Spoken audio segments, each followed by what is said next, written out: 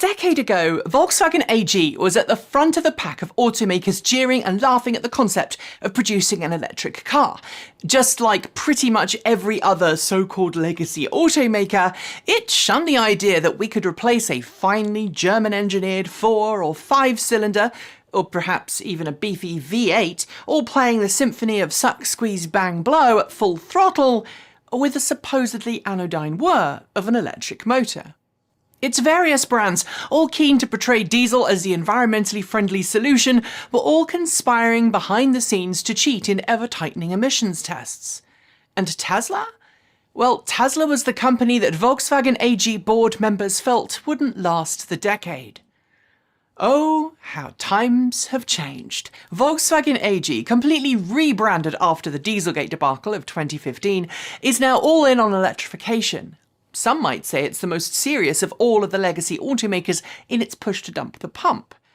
Even if it does still intend on making internal combustion engine vehicles for some time to come in parts of the world where it fears electric vehicles would be too expensive for customers to buy. Or for the more cynical among us, where governments aren't so insistent on internal combustion engine bans. Nevertheless, the automaker is eager to follow in Tesla's footsteps, and with Audi, Volkswagen, Porsche, and other Volkswagen AG brands all pushing their own electric models, the Volkswagen family of vehicles is certainly far further ahead than most of the competition. Earlier today, VAG unveiled the fourth Volkswagen to enter into production in the Volkswagen ID family of electric vehicles, the Volkswagen ID.5, as well as a sportier, all-wheel drive variant called the Volkswagen ID.5 GTX. While these two cars get their own nameplate, the ID.5 and ID.5 GTX are essentially slope-back variants of the Volkswagen ID.4 SUV and ID.4 GTX SUV, not to mention being body doubles of the already available Audi Q4 e-tron Sportback. Yet, despite this, I think the ID.5 is a car that will sell well and become popular in both Europe and North America, if it's sold there. Today, I'm going to explain why I think this is, and detail why pretty much every automaker will be following Volkswagen's lead in the future and developing sibling models that look very similar, but are targeted at different buyers. But first, I want to remind you to make sure that you hit the subscribe button below and tickle that bell with your mouse so you don't miss out on our next video. And if you want to support what we do, stick around until the end and I'll tell you how you can become a supporter of the channel. Based on the same MEB modular electric vehicle toolkit as the Volkswagen ID.3 hatchback, the Volkswagen ID.4 SUV, and the Chinese market for now 3-row Volkswagen ID.6 SUV, the ID.5's drivetrain specifications should be fairly familiar to hardened EV fans. The ID.5 Pro comes with a 128 kilowatt rear-wheel drivetrain and 77 kilowatt-hour usable battery pack. Volkswagen appears to have dropped a smaller battery pack choice seen in some other MEB-based vehicles. Meanwhile, the ID.5 Pro Performance features a 150 kilowatt rear-wheel drive motor, while the GTX drivetrain puts out just shy of 220 kilowatts combined, also with a 77 kilowatt-hour usable battery pack, but all-wheel drive.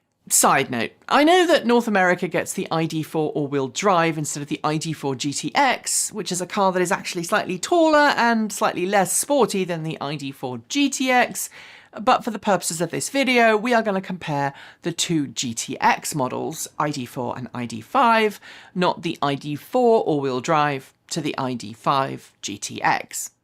The ID.5 and ID.5 GTX both offer the same on-board charging capabilities from a compatible domestic charging station, and they both support DC quick charging. Stylistically, the two cars are almost indistinguishable from their respective ID.4 siblings from the front, but come around to the back, and you'll notice the boxy SUV line of the ID.4 has been replaced with a Sportback-style coupe rear. This means less headroom for rear seat passengers, but interestingly, because the ID.5 is just a little longer than the ID.4, there's a little more volumetric cargo capacity, 0.2 cubic feet more in fact, or as our production assistant and animator Erin is fond of saying, just a skosh. This changed roofline might mean that rearward visibility is not as good as the ID.4, although we are going, of course, to have to drive it to make sure of that, but it does also improve the vehicle's coefficient of drag, a scooch, or 0.02. And at that point, you might be tempted to look at the ID.5 and just pass it off as a more sporty-looking ID.4 and be done with it. After all, on paper, the quoted WLTP range for the ID.5 Pro and Pro Performance variants, 520 kilometers or 323 miles, is pretty close to that of the ID.4 Pro with that same 77 kilowatt-hour battery pack.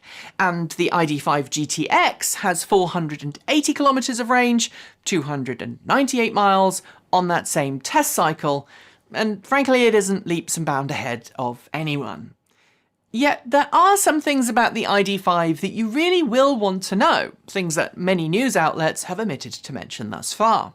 First up is the fact that the ID.5 features the latest iteration of Volkswagen's in-car software, something Volkswagen is calling Software Generation 3.0. Like the two versions before it, it's capable of over-the-air software updates, but also adds more connected services than before.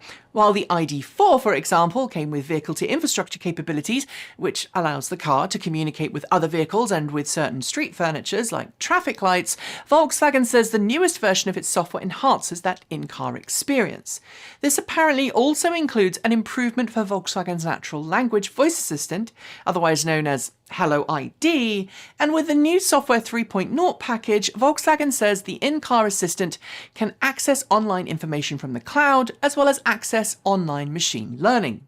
For the ID.5's launch, the new software also makes greater use of so-called swarm data, that's data from other vehicles on the road, giving the ID.5 the start of a cloud-connected intelligence that I think one day could maybe become akin to Tesla's cloud-based AI systems.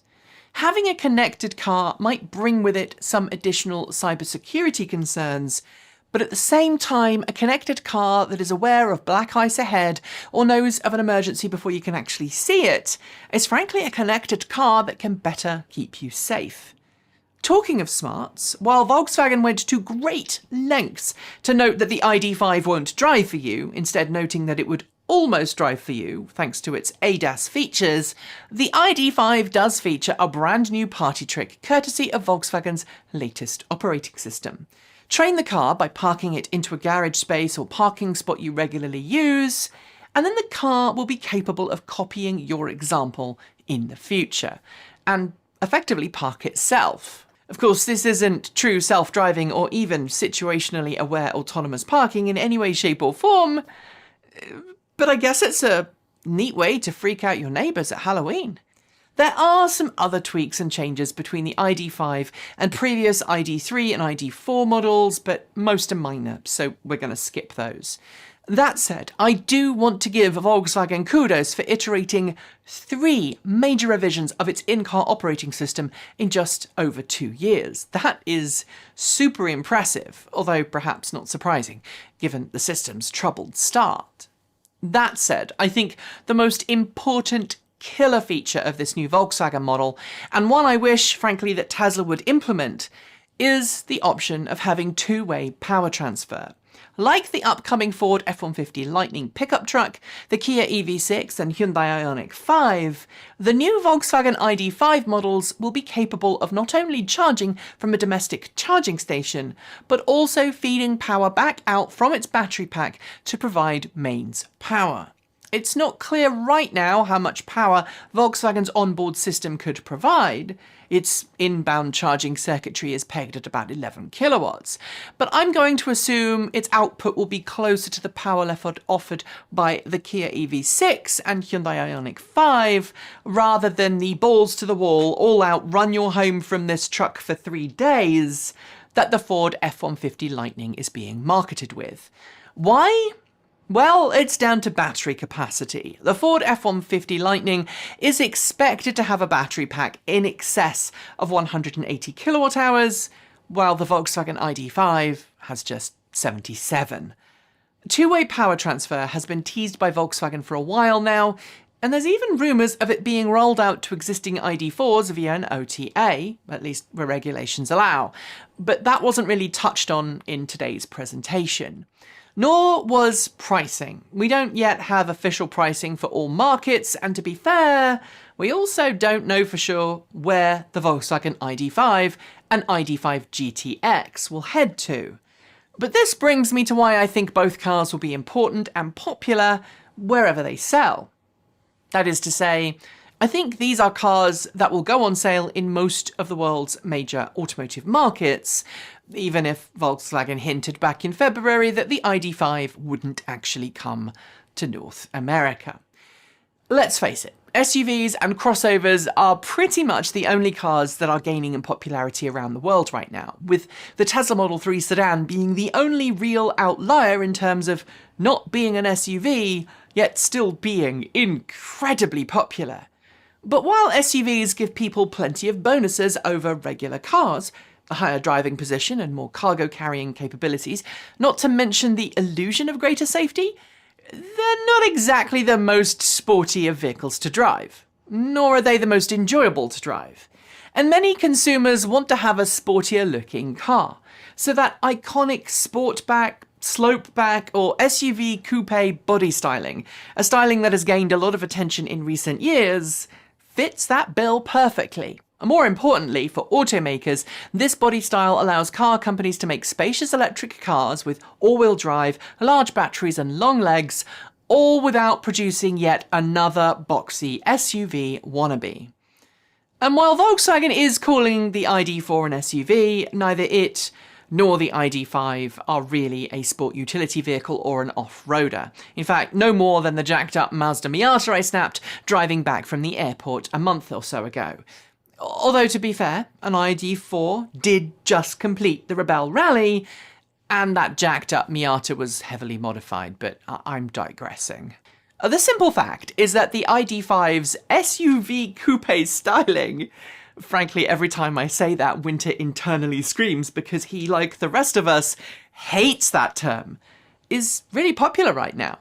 And it will sell. And just like Tesla managed to achieve an amazing gross automotive margin from Model Y by basing it off the Model 3's drivetrain and chassis, expect Volkswagen to sell the ID.5 at decent enough profits off the hard work that it's already put in on the MEB-based variants that went before.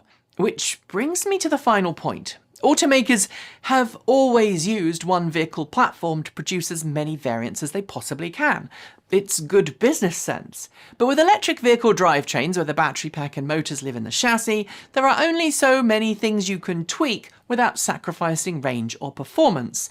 Therefore, I'm going to expect to see lots of similarly spec'd vehicles, each offering very different styling up top, all to attract different parts of the automotive market, where maximising the potential benefits of using a shared platform for all models will really pay off.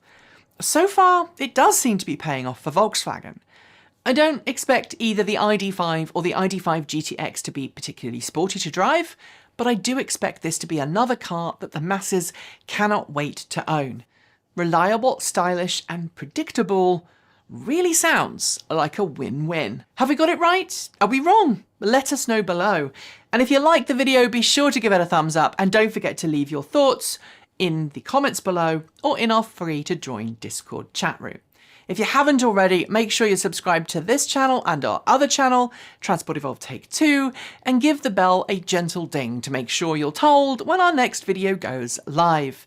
Thanks on behalf of the entire TE crew go out to the folks on my right for being our $15 to $49 a month Patreon supporters. Special thanks to our $50 a month patrons, that's Joseph Broucher, David Janakula, Andrew Martin, Guido Drahoa, Brophy Wolf, Michael Goad, Tazla in the Gong, Sean Ueda, Gordon C, Regine Fellows, Anonymous Freak, Jim Burners, Carl Hodgson, Anthony Coates, Ricky Leon, Brian Newton, Laura Sanborn, Rory Ditwin and Denny Hyde, and our deepest gratitude to our $100 a month Patreon supporters.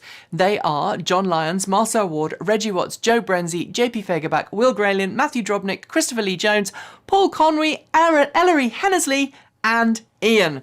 If you are feeling left out, you can join Patreon at the link below, or you can show your support through Bitcoin, Ko-fi, or through our cool swag store. There are links below. Thanks for joining me, and until next time, Keep evolving!